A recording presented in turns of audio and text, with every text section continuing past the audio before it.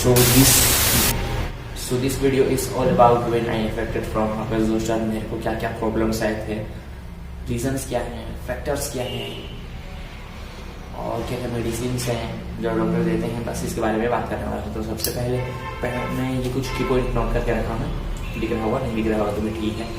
तो पहला फैक्टर आता है कि ये क्यों होता है।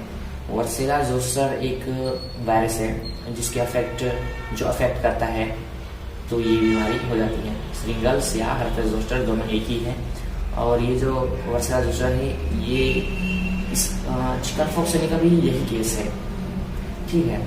और रीजंस क्यों होते हैं ये, तो क्या होता है, ये जब हमारा इम्यूनिटी कम हो जाती है या फिर जिनको ये बीमारी हुए रहती है उनके कांटेक्ट में हम जाते हैं तो फिर ये वर्सेला जोस्टर हम पे इफेक्ट करता है। जब ये अपने इम्यूनिटी थोड़ी सी कम होती है तब। तो मेरे को क्या हुआ था, मैं 8 जनवरी को अपना वैक्सीनेशन कराया था। तो फिर उस बीच में आपकी इम्यूनिटी थोड़ी कम हो जाती है, इसलिए आपको रेस्ट करने के लिए बोला जाता है। तो मैं नहीं माना। उस टाइम मैं कहाँ चला गया, कॉलेज, जो कि मेरा दुर्ग में है। अभी फिलहाल मैं रायपुर में रहता हूँ। तो फिर मैं दुर्ग गया, फिर जोमेटो बॉय भी करता हूँ पार्ट टाइम, उसमें डिलीवरी मार दिया।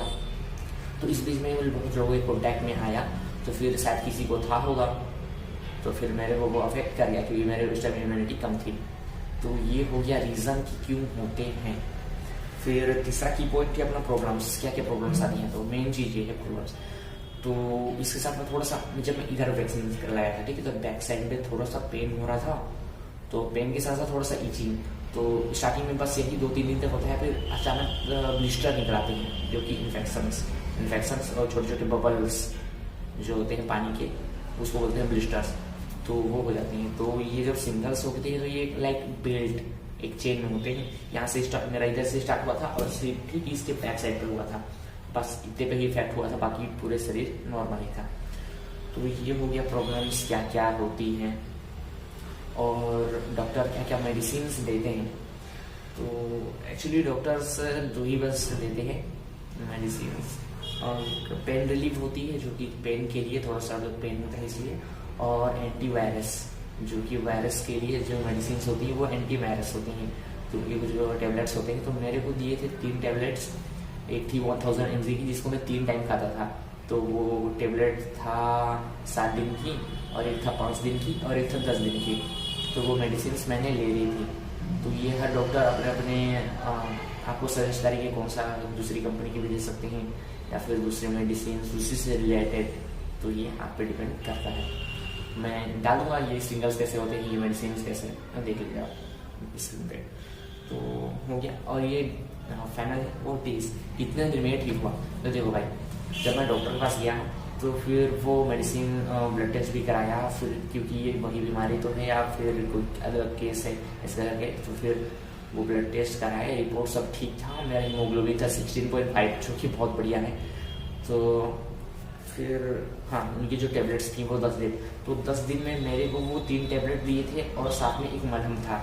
तो मलहम को मैंने उसके ऊपर जब लगाया तो 10 दिन में बिल्कुल ही ठीक होने वाले थे। ब्लिस्टर सब घुस गए थे, ब्लैक हो गए थे, बड़े बड़े जो थे वो उसके बचे हुए थे क्योंकि उसके जो घाव थे वो थोड़े से बड़े थे। तो फिर 10 दिन बाद मेरा सेकेंड अपॉइंटमेंट था, मैं गया। फिर सेकेंड अपॉइंटमेंट में मेरे को थोड़ी सी ईचिंग हो तब भी हो रही थी। फिर 10 दिन का टेबलेट उन्होंने दिया, फिर मैं 10 दिन उसको लिया। फिर थर्ड अपॉइंटमेंट लेके गया मैंने, फिर 5 दिन की टेबलेट दी, फिर मैं ठीक हो गया।